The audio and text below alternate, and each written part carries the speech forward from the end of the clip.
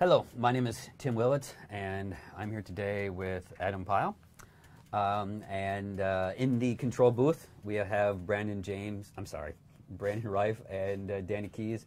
But here we are going to talk about all things Quake Champions. We're going to talk about how we started in beta, what we learned, and how we've got to early access and why early access now. So this is the first of many of these video streams. Hopefully, yes, where Adam and I will talk about the game for a bit, and then we will answer some questions. We have some questions that were already sent to us that we have. If you have any questions, just put them on the stream. Brandon will move those over to the screen for us, and I think it'll be good, right? Yeah.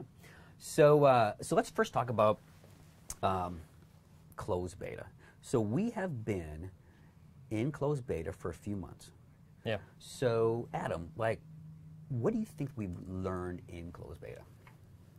I mean, we've learned a lot over the past, not just 3 or 4 months, but we even kind of been in testing earlier in the year. We went to PAX. And I think a lot of things we learned were like what players wanted. We had a lot of expectations going in of what type of maps people wanted to play, what type of champions they'd want to see in the game.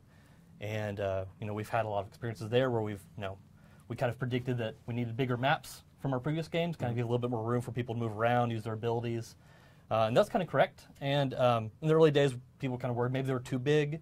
And so we sort of explore smaller maps. We kind of learned how to use the game space. I think we've learned a lot about how to kind of teach new players too, because one of our things with Quake Champions is that our legacy game is very hardcore, very competitive, and we want to make a game that was very fun and competitive at the same time. So it kind of had a lot of lessons in there, So it's funny you said hardcore, and I've been making Quake games for 20 years.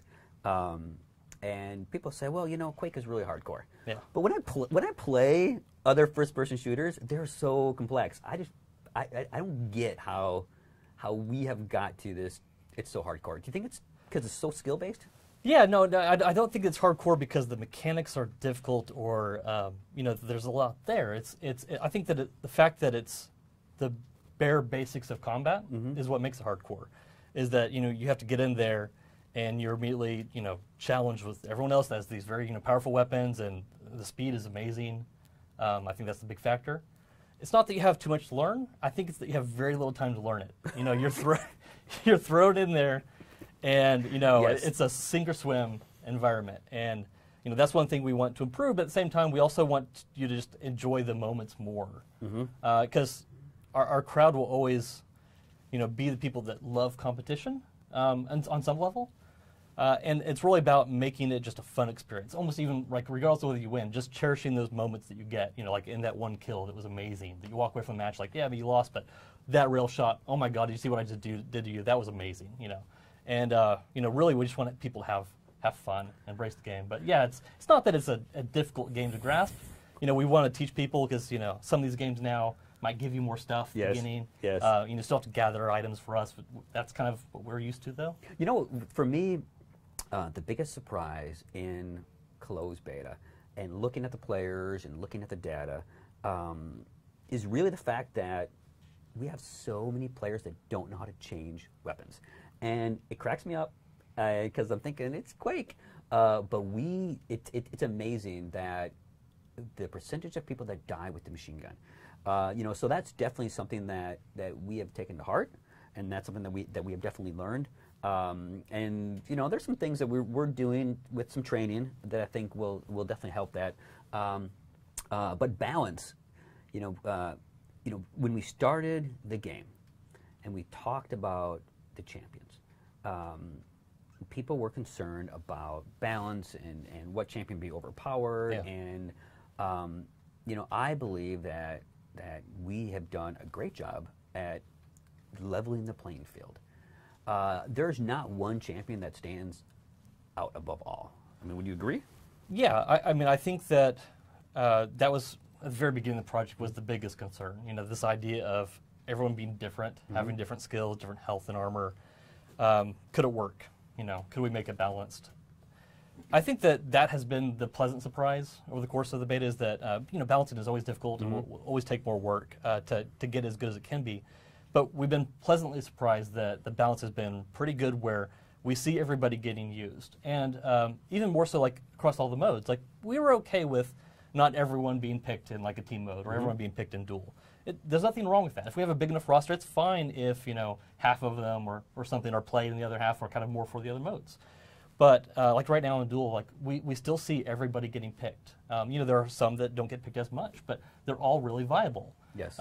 And that's great. You know, we'll try to prove that, but it has been significantly easier to balance the champions than we had predicted. Yes, yes, yes. And I have seen that people do not gravitate towards one champion. Me, I gravitate towards one champion. I'm a Galena player. I'm even faithful to my champions. That's my favorite. But what about you? I mean, do you have a favorite champion? I don't. I mean, I definitely prefer to play Ranger and Sorlag as my kind of top two, but I play them all. I think that what's really impacted that a lot has been like map picks. You know, there are certain maps that you want to play a certain champion on, and then when you switch to another map, it's like, oh, well, you know, this map favors Sorlag or Galena. And then one interesting element that we kind of knew would come about, but we didn't know what the end result would be, is that, like in duels especially, there's, you know, because we encouraged the 3 champion picks, it didn't just encourage people to try and learn other champions, but one thing it did is it started to establish a meta where people determined it's actually better to lead with this champion, whether it's to get to an item or to deal damage quick. But then they were like, well, maybe I reserve the heavy for like a second champion so that like if I get killed, I can quickly follow up and try to kill my weak opponent.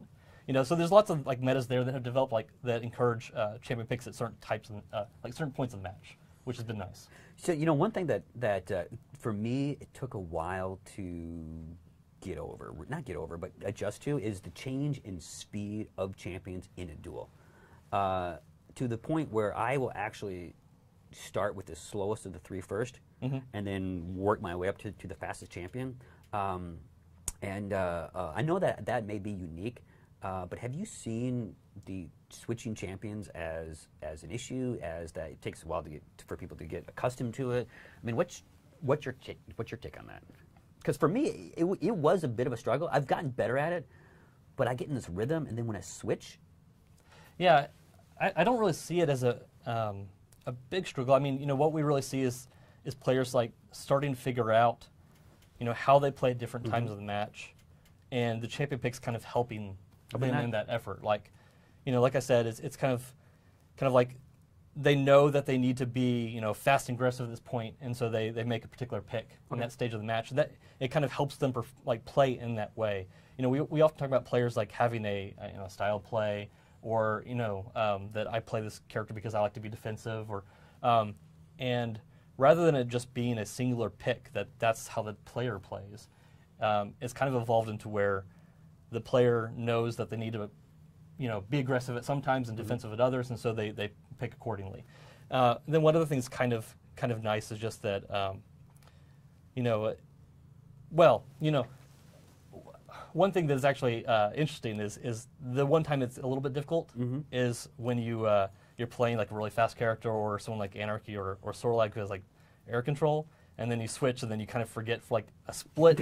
That's my problem. You know, there's like that 3 seconds respawn, and then you immediately try to jump into like an air control turn and you fail, and you're like, oh, I'm not Sorlag anymore.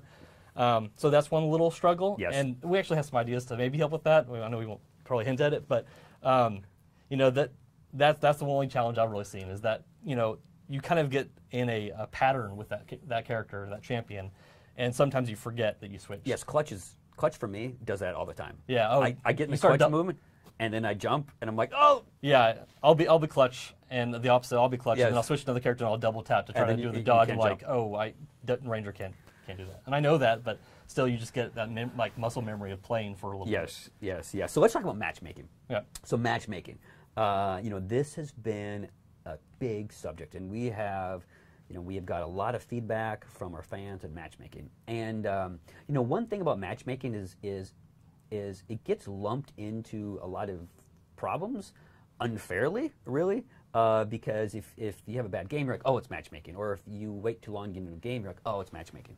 So, so we've spent a lot of time working on our logarithm, working on the balance between finding the right players and getting you into a game, and looking at our data. Our matchmaking actually works really, really well.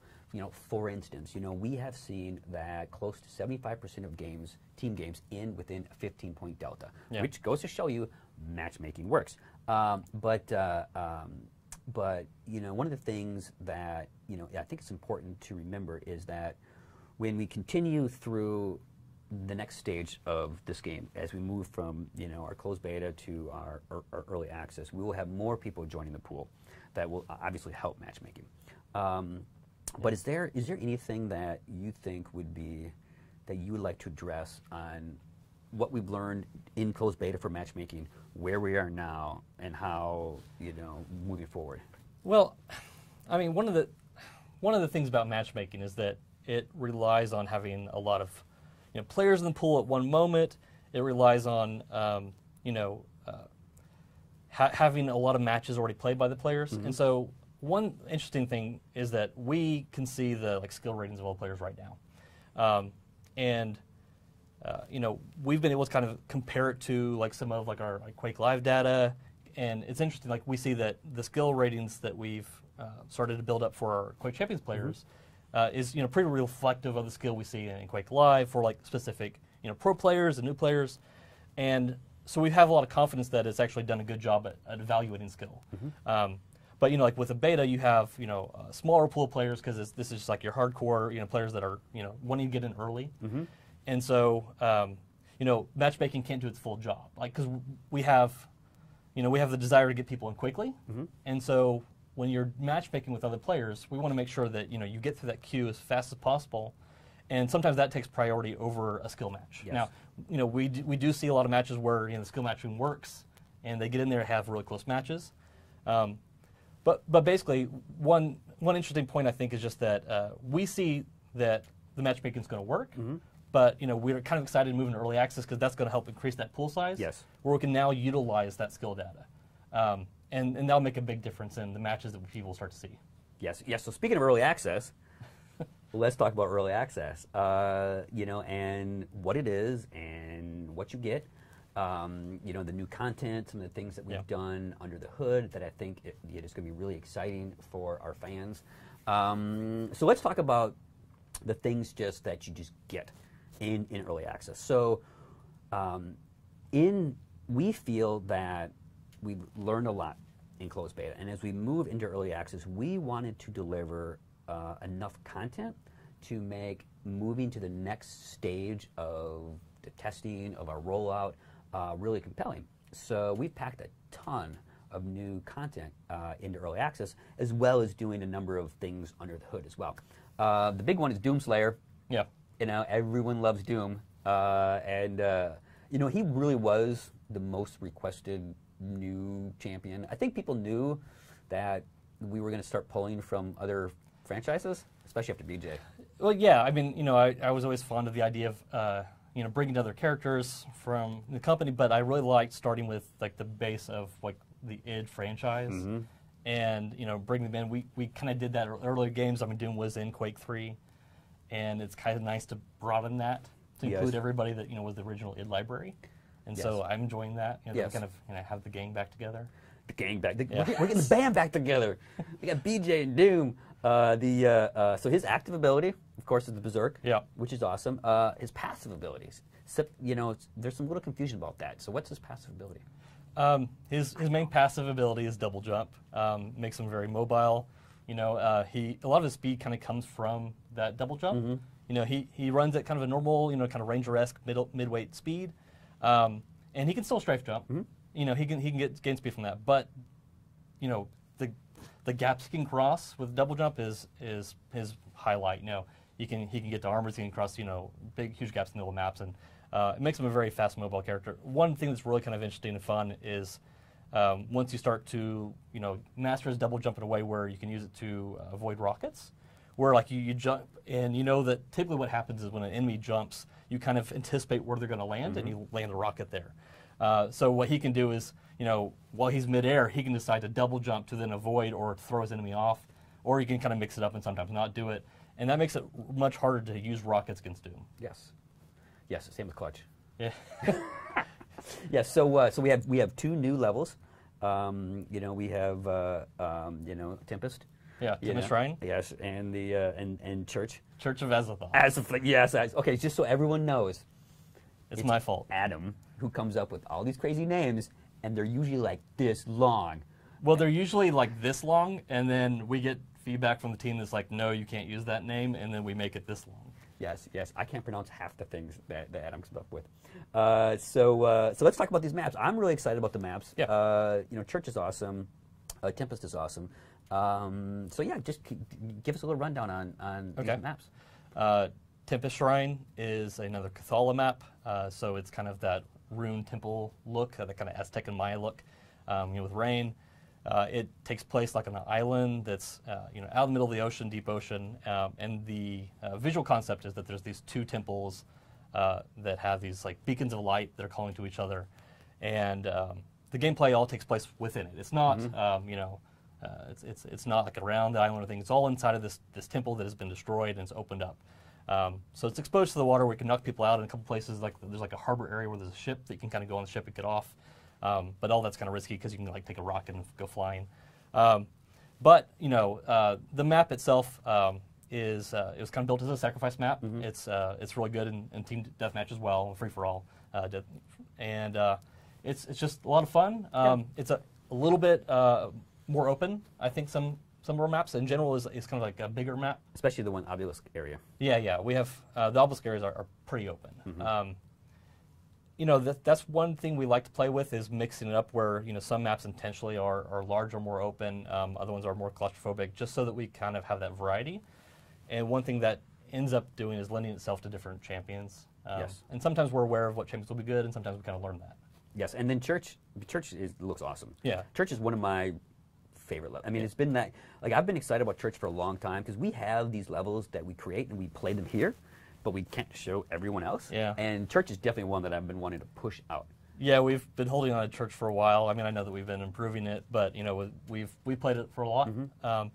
And Church of Azathoth, it's a Vulcan map. Azathoth. Church. It's a map that takes place kind of in the very edge of Vulcan's realm, so that you can see like the sky realm down below with the tentacles coming up, and you kind of have some space above. A lot of people were kind of excited about it because they thought we were getting close to a space map. Oh, yes. Which we're not there yet. We're not there yet. But there's always room for space maps. Yes.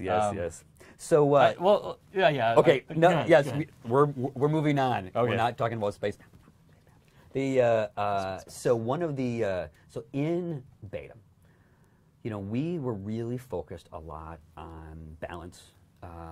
Making sure the network code worked, the servers worked. Really the core basic elements of the game. So as we move to this next step, one of the things that we feel is very important is retention. Yeah. Getting players, in the game and keeping them playing. So we've added 2 systems to early access that I believe will really help those that want that goal and that motivation to continue to play. The first one is, of course, our rune challenges. Rune challenge is really exciting. In a simple, quick way, there are in backpacks you will receive challenges. You put those challenges into your challenge book. And then you have these consistent goals, of which that you can help pick what your goals are, that you can strive for. So, I mean, what do you think is the coolest thing about the rune challenges? I think they're awesome, but what's your opinion? Well, I think that it's a nice, there's a nice end game there that you can like strive for. That there are rune challenges for each champion. Yep. It's not just like one global system. In your rune book, you have a different page for each champion, and you earn those runes and you work towards them. And so at some point, once you've completed that rune page for a champion, then it kind of establishes that you've mastered that champion.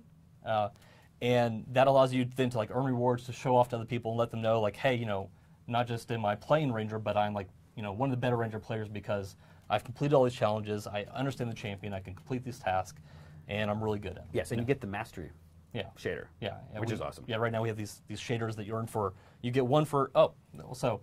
I like to dive into the lore a lot. So the rune book does the same thing, where the rune books are divided into 4 sections, one for each of our elder gods, and so you complete these tasks around these elder gods. And so when you complete all of your ones for like Vulcan, then you get like a shaders for Vulcan, and you do the same as you go around. And then like once you've completed all 4, then you get like that master challenge, that master rune shader. Yes, which should be really awesome. Yeah. And then we also have another great thing for retention, which I'm really excited about. And this is something that we've been working on since the very beginning. And we've created a lot of cool assets that we have not been able to show. Yeah. Is the lore. Yeah.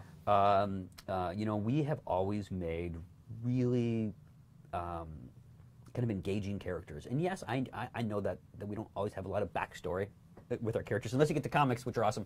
Yeah. Get the comics. So what we've done with all our champions is we have created, a backstory, a lore, and throughout the game, when you play, you will have the opportunity to find lore scrolls. And you can find these in the vases that, because people have said, why do you have these pots in these levels that you shoot and destroy and nothing pops out of them? Now we have something that could eventually pop out of them. So you pick up these lore scrolls, and you learn more about each of the champions. And once you collect them all, you will unlock a unique lore model for every champion. This is the only way to get these models, and you can't buy them. You can't get them in loot crates, and it is truly cool, especially like Ranger. I don't think we should actually say what Ranger's lore is until it comes out. Yeah, we should probably. I mean, I don't know what we're going to release for art and stuff, but no one has seen the lore skins yet. No. I guess that might give something away, that what you've seen so far is not the lore skins. But yeah, we have beautiful lore skins for each champion. Really exciting. We've taken some of the existing bios from like Quake 3 for some of our returning champions, and we've embellished the stories and kind of extended it so that we bring them into kind of the universe of Quake a little bit more. And then all the new champions have great backstories. And one thing we've also done is created these like ties between some of them. It's not too interconnected, but there's like rivalries that you'll learn about. Just for the people that care about the characters, there's a lot of depth there. And the skins are amazing. Skins are really cool. It takes a long time to kind of gather them, but anybody can get them. They're free. It's not like we're trying to sell these skins, but you just go in the game and you can break pots and get lore scrolls. Get some lore scrolls and learn about the characters. Yeah. Yes, Adam. Just so everyone knows, Adam is the king of the Quake Codex and lore. He is the keeper of the. Probably care too much about it, but in a multiplayer only game, you don't have a lot of opportunities for storytelling, and we're not going to stick in a whole bunch of cinematics between maps and things like that to kind of give it away. So this was one way we had to tell that story. Yes, I mean, we have Scalebearer actually has a relationship, has a history with Nyx. Yeah, that's cool. Yeah, and for me, because Adam comes up with these great ideas, and he writes some kind of a skeleton framework up, and he sends it out, and it's always exciting for me because I'm like, what is Adam coming up with?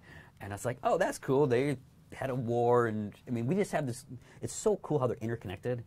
And it's really impressive what you've done with the lore. Well, I'm impressed. Trying to set us up for some movies and single player games and a whole bunch of stuff in the future where we can go off all this. That's hopes and dreams, but All right, so let's talk about training, and then we can talk about some things that we're doing under the hood for early access that I think is really going to be cool.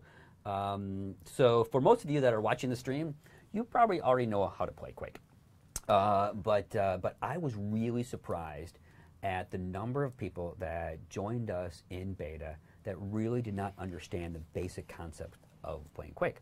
From, like I said earlier, switching weapons, using certain weapons in situations. We found that there's a shocking percentage of people that never picked up armor or health.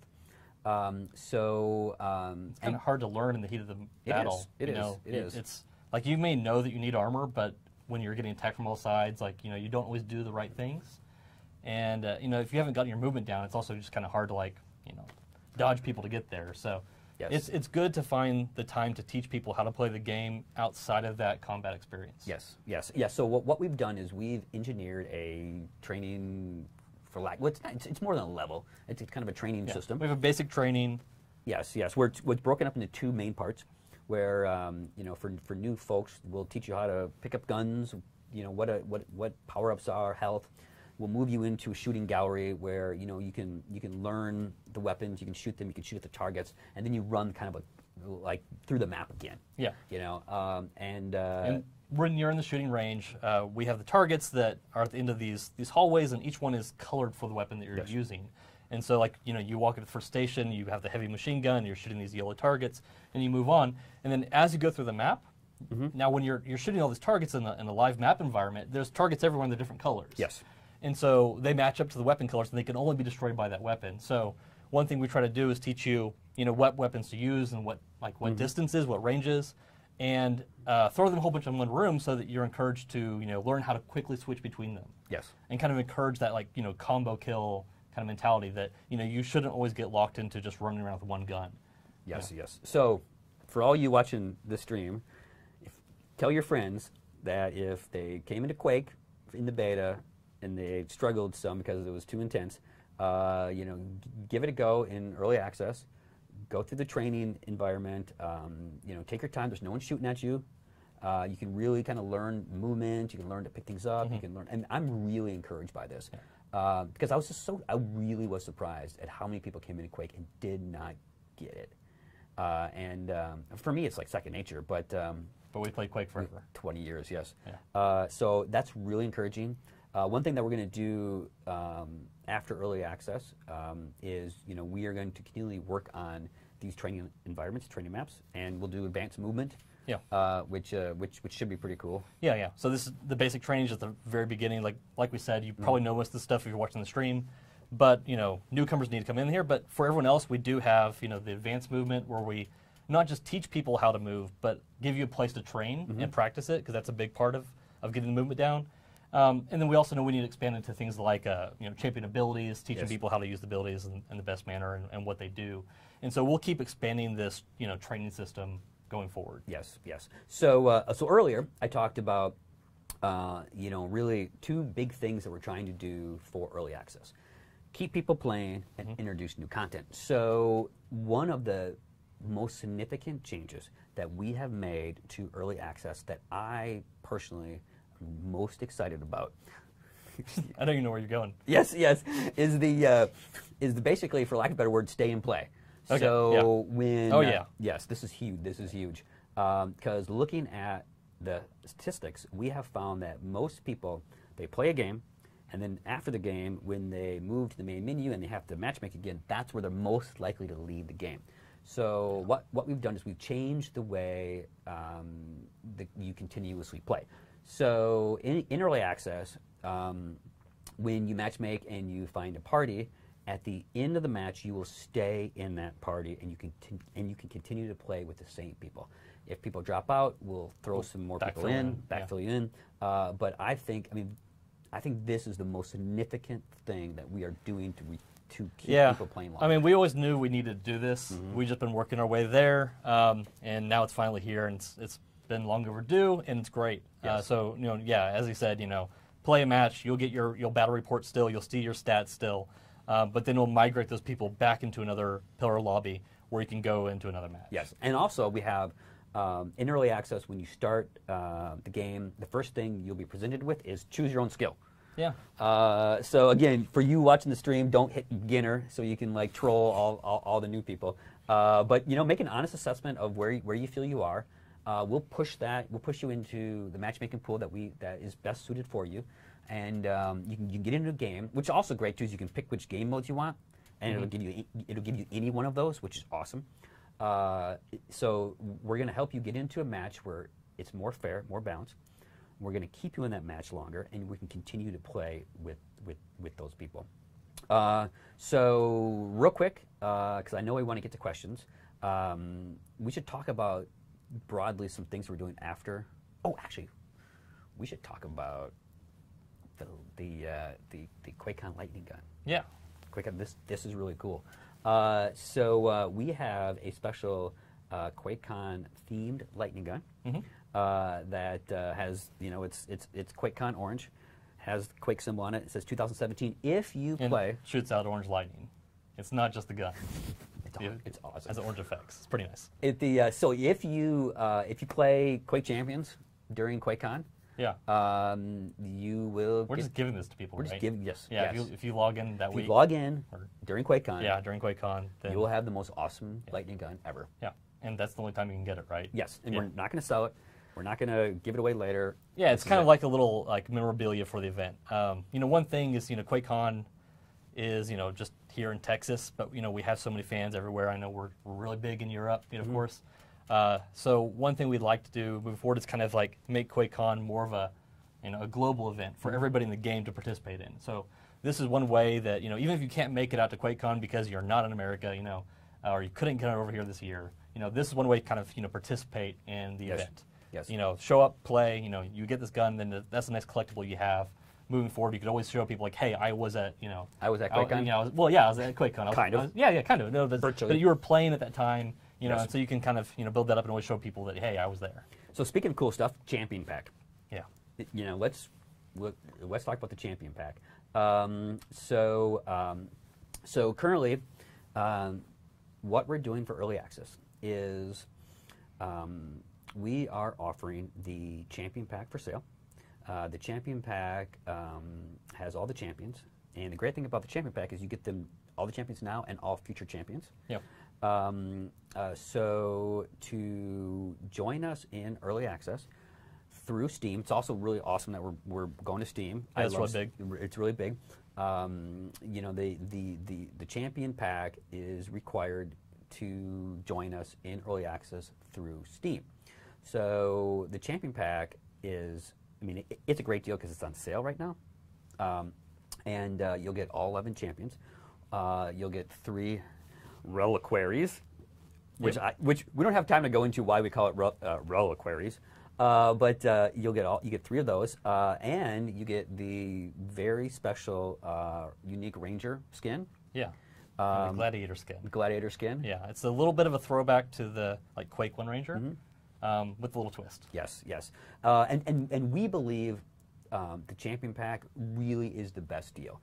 It's for all our fans that just they want the champions, they want to play, they want to have their fun in Quake. It's the best opportunity. Now, so if you are already playing with us and you have played the game through Bethesda.net, you can continue to play. And there's no Champion Pack entry to continue to play. I strongly encourage you to buy the Champion Pack. It's the best deal. You get all the cool stuff. You get the Ranger special skin. But again, you can continue to play. Now, when you come in to early access through Bethesda.net, and if you choose not to buy the Champion Pack, you will start out with Ranger. And you can spend favor to unlock other champions. You can buy champions. You can buy the Champion Pack, which is obviously the best deal. And this is another fresh start for everybody. Fresh start for everybody. Yes. We've kind of had to do another reset for bringing all the content in. So you'll be Ranger. You won't have everything, but you can earn it all like you have before. A lot of our players have been with the CBT closed betas for a long time, and earlier on, we kind of tested this free-to-play path as Ranger. And so that's how you come in. Yes. But yeah, it's it'd be great if people could buy the Champion Pack, have access to everything. There's a lot of rewards there. Yes, yes. And one question that we've already heard a lot of is, will Steam players be able to play with Bethesda.net players? Yeah, of course. Of course, yes. Yes, of course. If I buy the Champion Pack, can I still play with people who did not buy the Champion Pack? Yes. Hopefully they'll spend some favor so they're not all Ranger. And even in our tests, when we tested starting everyone out with Ranger, we were super surprised how quickly people played other champions. Like that. Yeah, we always had a little bit of fear that if you launch where everyone only has Ranger, that you're going to have a whole bunch of matches where it's just Rangers everywhere, and that kind of changed the dynamic of the play. But no, when we did it in closed beta, right there. I think we played a lot of matches where there was like only one ranger in the match. Yes. And it was great to see that the champions mattered enough that people, really, sought them out, whether it was a rental or whatever. Yes. It's great to have people playing all the champions. Yeah, a couple other things we have under the hood. Voice chat, of course, which is now built in. Custom game, which allows you to invite your friends, put spectators in, pick your rule set. Okay, looking ahead to post early access, and for the rest of the year, there are a number of things that we're looking to add in. We have, our ranked play and leaderboards that will come on in the fall. We have a new level. Yeah. So we have, we just added 2 new levels in the early access. We have another one that's coming fairly soon. We're almost there. It's a dual map. How much do you want me to say? No, so we have I'm going to talk about it. Sure, why not? Just a short little amount, bit. Because we're running out of time. I know. We have another dual map coming we're pretty excited about. It is a little bit of a smaller map, kind of fast-paced, but it has more verticality. So Corrupted Keep was kind of a very horizontal map. This one brings back a lot of verticality. It's lots of fun, and we're looking forward to making more as we go. But, so let's talk about the big elephant. Yeah. About CTF. Oh. I like flags. So just so you know, Adam and I are huge Capture the Flag fans. It's my favorite game mode. I love playing it. But to be honest, it's hard to coordinate a good team. We are looking at what we can do, in the next couple months on Capture the Flag. We think it's an important game mode. Our fans love it. I love it. You love it. We think with the abilities, we could add a whole new dynamic. Oh yeah, and everyone sees that coming. Like that, they're pretty excited that this champion will make a great flag runner, and this one will be good at defense, and it seems a natural fit for the champions. We've always had some challenges, but it's definitely a mode that we're gonna do. We're working towards. We're just trying to figure out all the details before we're ready to push forward. But we're excited about it. Yeah. So you know what so we don't run out of time, and again we'll have more of these. So we can't talk about everything right now, but let's move into some of our questions. Brandon is doing a great job putting stuff up on our screen, man, he just made the text all small. All right, how about this one from Type 1 Ninja? Is it all possible for you guys to remove the movement speed cap on most of the characters? I'll leave that one to you. I don't think so. Now, Quake is, movement is so important, and I understand that the speed cap is a great change from, previous Quake games where part of it was that you could just run forever and keep building up speed. But the reason why I don't think we can remove the speed cap is that ultimately will destroy the balance. Yes. Because it is very important that, certain characters move at certain rates so that we can balance them. If everyone can build up speed, then there will be overpowered characters, and we won't have many controls on that. So, we feel pretty good where we are right now. There's always changes we can make, and people change speeds. But it's important that we have those constraints, just so that we can make sure that we have a variety of champions to play. all right, this question is awesome. Anarchy and Nyx, how about them hitboxes? Yeah. You know what I mean. And actually, you know what? We should talk about rockets. Yeah. Yeah, let's talk about hitboxes first. They were like rockets. They're related. Anarchy and Nyx, and I'll go ahead and throw in Slash and Glina while we're at it. Those are kind of our light characters, and Glina is kind of a mid, but they all have smaller frames, and so they have smaller hitboxes. We know that in the last update, they got a little bit thinner, and that's being corrected. So in this early access update, those boxes are a little bit bigger. Mm-hmm. They're a little bit easier to hit. We filled in the gaps like under their arms so that those are hits. And that's important. The lights should be hard to hit because they're fast, but they shouldn't be hard to hit because they're just absolutely too small. So we're working on that. Got it.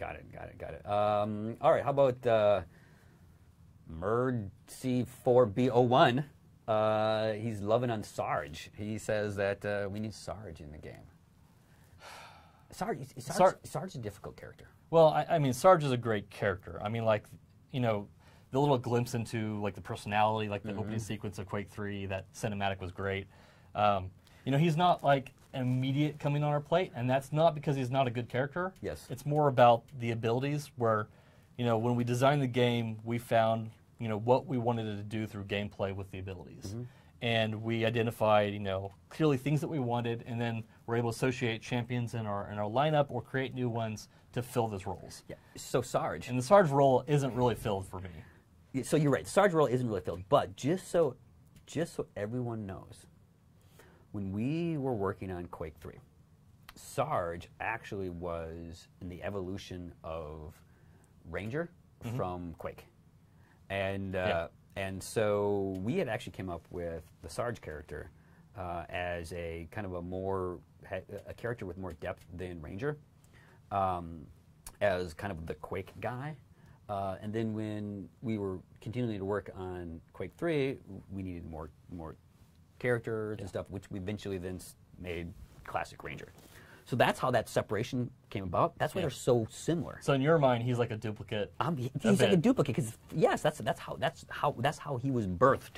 Yeah, yeah. As but Sarge. there's plenty of like potential lore there to like, really diverge him differently. Yes. You know, I mean, he's, you know, yeah, they're both like soldiers, you know, but you know, Sarge was kind of like the sergeant for the drill sergeant for like Bitterman or your Quake 2 hero under some lore. And there's a lot of things you could do there, and we could definitely come up with abilities for him. I'd like to see him in the game because he was such an important character to Quake 3 as being like that opening character. And he's just not like immediately coming. He does not, yes, because of that active ability. Yeah, we have a lot coming before that. All right, so Sharp, this one I think is a really good question. So he asked, what kind of cheat protection will be included? Seeing a few things pop up on YouTube with different hacks. Yeah. So Yeah, well, I mean the so you know, cheat protection for us is kind of like the two kind of prong approach. Yeah. You know, we are working with so our first prong is network code. You know, ensuring that a lot of decisions in the game are made on the server side, on the server side, and when we find issues that it exploits and things, and we've fixed a bunch of them. We fix them on the underlying code, you know, and then of course game blocks, you know, is kind of the other side of our kind of two-prong anti-cheat approach, where you know we have been working with them through beta. Yeah, so kind of like not secretly, but on the backside, like throughout the course of the beta, we've been gathering data so that we have good cheat protection moving forward. Yes, you know, so. You know, while you haven't seen it yet, basically we've been learning everything we need to so that we can have an effective, you know, anti-cheat as we you know go forward through early access and eventually you know roll out. Yeah. So so let's talk about the rockets. Yeah. You know, network code and rockets. So as we've already seen. And it's been validated online. You know, we have improved network code substantially, you know, through the different stages of beta to where we are now. You know, we had some issues with the rockets and the bounding boxes. I mean, not bounding boxes, hitboxes. Sorry. So we've addressed those issues. You know, things. So for all of you that are going to join us in early access. If you see anything with the rockets, tell us, show us. You know, is it perfect? I don't know, it's close. Well, it's in there. We've made great improvements, yes. And we have one additional fix that we know is coming soon. But in general, like you know, we've you know really fixed the rockets. There's one thing we're going to address with the hitboxes still, kind of improve it going forward. But anything you see, just report it. So that you know we can take care of it within like the weeks moving forward. Yes, yes, yes. All right. So 4.3 Cast 7 said, "What's going to be different in early access in terms of engaging the community?" That's forecast. Oh yeah, you're right. Yeah, high forecast. Do you know forecast?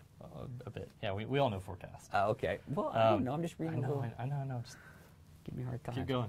You're going to read the questions from now on. I know I am. All right, forecast. So what did he ask? Champions, what's going to be different in early access in terms of engaging the community? I totally see forecast now after you said it. Yeah. Which is pretty funny. Yeah, I mean. Well, more of these. Yeah, I mean, we want to, you know, so one thing about like these talks is that we like to keep you all a little bit in the loop of what we're doing because it's hard. It's good to give transparency into the process so you know what exciting stuff is coming and understand the choices we make. But one thing is like making games is usually very heads down. Like it's a lot of time, a lot of work, and so it's hard to keep up with sometimes. And that's why we're making these changes so that we can not just be working, but we remember we need to share this information, let them know where we are, where we're going, because we know the future for Quake. Yes. Like we know everything we plan, what we're working on, and it's great. And we're like, it's going to be amazing, but it's a long road, and so sometimes we need to let people like have a little bit of insight onto that road, so they're not like, is this it? Is this the game? Is this all you're going to do? So I think that's really important to share that a little bit. But we do, because I get interviewed a lot, and sometimes I'll come back to the office and the guys should be like, I can't believe you said that. It is important to remember that sometimes if we act cagey, it's not because we're just hiding something, it's we're still trying to figure it out, because stuff changes. Stuff changes, and you don't want people to get upset if you had to go a different direction. Yes. Which happens all the time. That's what this is development. You work on something and you iterate, and then you try to make it better. And sometimes what happens is we have a plan, and then through the course of development, whether it's from like information from the players, like learning that they want something to be different, or from our own experiences, we realize this was a good plan, but we actually need to take it in a little bit different direction. Yes. And so, anytime in interviews, it's I know, hard. It's hard because you want to tell people a lot of information, but you don't know when it's all coming or what's going to change. I know, and I trust me. I've been in meetings with everyone, and they're like, "But you said that we have to do this." Yeah.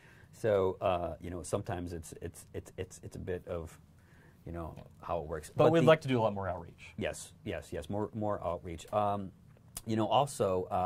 one thing that I do think that is important to mention is that this early access is the next stage for us, but we're still testing, we're still tweaking, we're still going to make adjustments. One of the things that is important for everyone to know is you buy the champion pack, or you buy vanity items, or you buy a couple of champions, you won't lose those. Yeah. If we have a catastrophic issue and we have to reset stats, we'll fix stuff, but that's not our plan, and you will get things. All right, we have a bolded question. Okay. Read community maps. One question. You have to read who it's from. Panharaf? Panharaf. I don't know. That's my best take. Yes. One question, community maps. I mean, community maps are one of the things that is always great for Quake to provide longevity. We're not there yet. Mm-hmm. It's hard to answer, what will come with community maps fully, I think. Right now we're focused on making, a great game that has enough maps of our own that we feel like, everyone is fairly satisfied with the, the immediate beef of the game, that it fulfills what you want out of it. Someday we might be able to do community maps, but it is a challenge. Like maps today's are more difficult to make, more time consuming. They require a lot of art assets. You have to be a good modeler. But maybe there's something we can do there in the future, but we just don't know that yet. Yes. Any other insight there? Because no, I think we strive for it. We strive for it. Yeah. Trust me. There's no one that loves community maps more than me. That's how I got my job. Yeah. But it's hard because you're right. It requires much more effort. We have to integrate it. This game is much more server. It's not a fire and forget game where you have some assets on your pack files and you load them up and you can play your maps. We do know how important it is, but we don't necessarily have the crystal clear roadmap about where we're going with that. So yeah, sorry. I was just going to read a question and then. The last question before we get to some other questions. Overlord Legions. Will you buff Visor and nerf Anarchy? Anarchy is a big problem right now. Is Anarchy a big problem? Well, he's definitely a very strong champion. Yes. One thing we experienced over the summer was that Clutch actually provided a nice counter to Anarchy. So has Gleena. Gleena can slow down Anarchy's movement by placing totems and making Anarchy not feel like he can just zip around the map. Clutch, really created an opportunity to have aggression on him and push in and use that shield to block that damage. You know, we want to make sure that Clutch still can do that. Right now, he's probably a little weak on that, but you know, we'll provide, you know, that opportunity again for having champions that can kind of counter him, rather than, I think, nerfing Anarchy. I mean, we're going to take care of his hitbox, make it a little bit easier to hit. Yes. I know right now he's really hard, especially if he's like, you know, strafing back and forth. You know, he's a very hard target to pin down. That's what we'll probably resolve. We'll try to make him, you know, a little bit easier to pin. Yeah, I mean, because nerfing is always, it's never great to nerf characters, and you also don't want to arms race with the other characters, but taking away things is always much more difficult.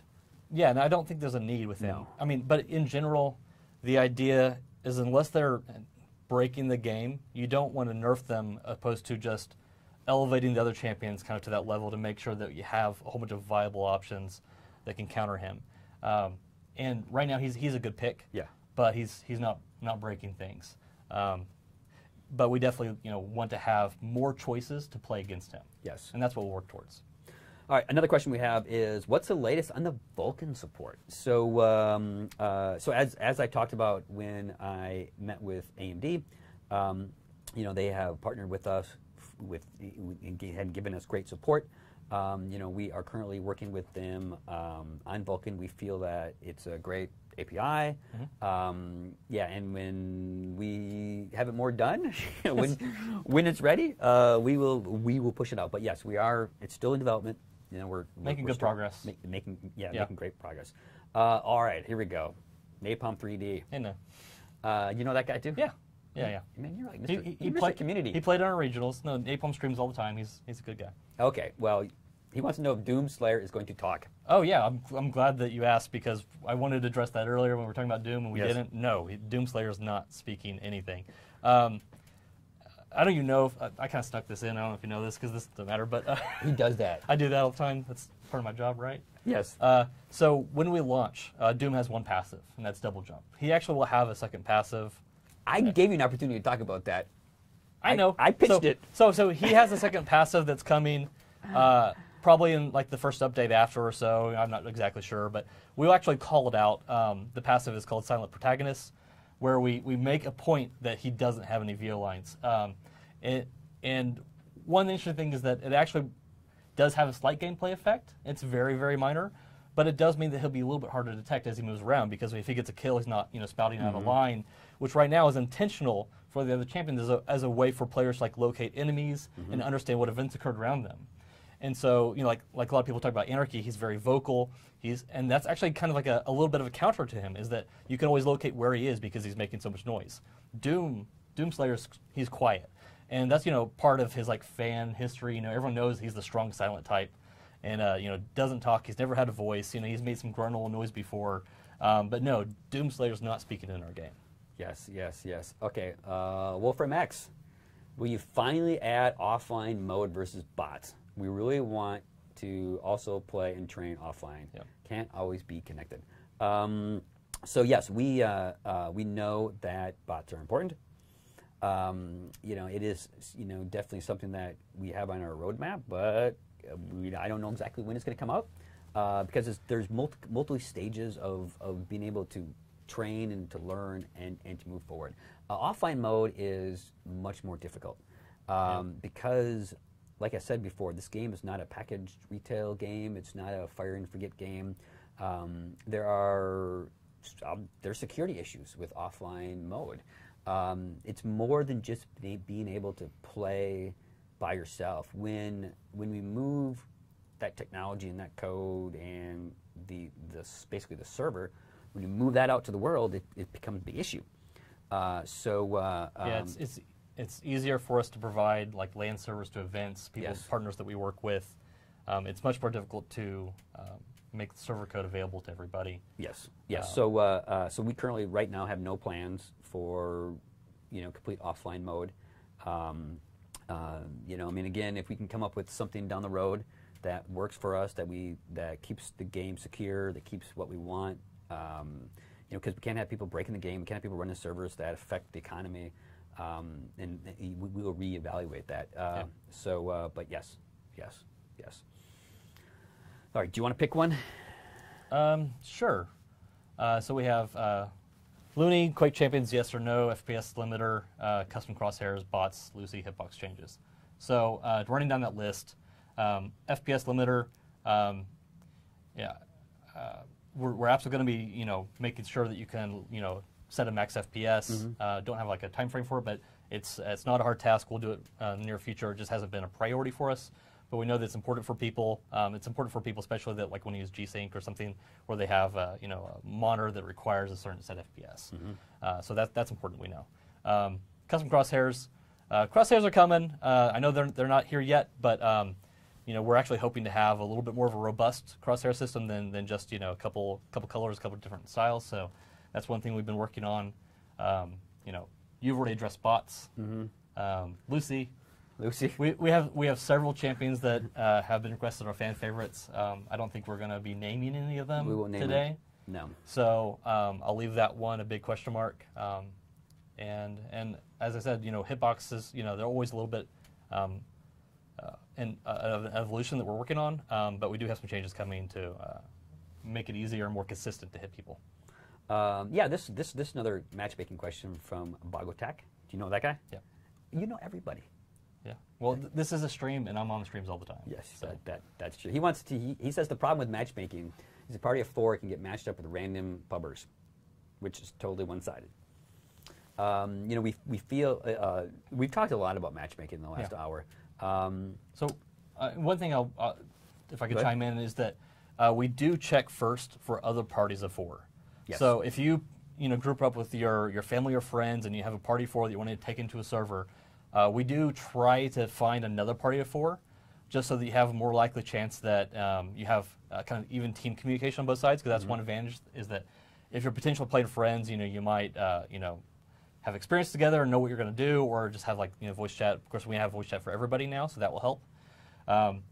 But in the earlier beta period, just because you have smaller pools, we again try to get people in matches faster. So we're not spending a lot of time waiting for another party for it to come along. Yes. With more people, you're more likely to get matched up with other parties. And the stay and play will help a lot. Oh, yeah. That'll help a lot. A lot, yes. Yeah. Yes. All right, well, let's answer one more, and then we'll wrap this up. Answer Sai on the bottom. Yeah, go ahead. Good. Go ahead. Sai wants to know if there'll be demos. No? No. Brandon's wondering if I should be talking about features yet. Yes. Get Adam excited. We know they're important. We know they're important. Remember earlier I said, sometimes I say things and you guys are like, I can't believe you said that in an interview, and it kind of turns into a big problem. It's my turn this time. This could be one of those times. Yeah. Yes. Oh, for you or for me? Well, for either one of us. In the last minute, we cannot jump down the rabbit hole on this one. We'll leave that one for a future. Okay, fine. We'll answer that one in the future. Brain check. We'll talk about whether we have demos. Yes. Last quick question, which I think is important to note, and then we'll stop. The voice chat, you will be able to turn it off. Yeah, you can turn off the menu. Also, if you're in game, you can of course mute individual players if there's a problem with the player or someone just being too loud or broadcasting music, things like that. Yes. So we have controls for that. So so this kind of concludes our very first talk and answer questions. I think it went well. Yeah. We're committed to having more of these. We'll have one next week to talk about our Quake World Championships at QuakeCon with John Hill, which should be very cool. A couple things just to recap. Early access starts next week, 8/22. Really excited about this. We're moving the game, from our closed beta to early access. We have a lot of great content that's on the surface. We've done a lot of work under the hood to make the game that much better. QuakeCon starts next week. We have our $1 million tournament, which is going to be awesome. This is the biggest tournament ever. I know. So awesome. It's exciting. So stay tuned. Look on our social for our next live Ask Me Anything session. It was a pleasure. Yeah. Pleasure. It's great. All right. Thank you all, and have a wonderful afternoon.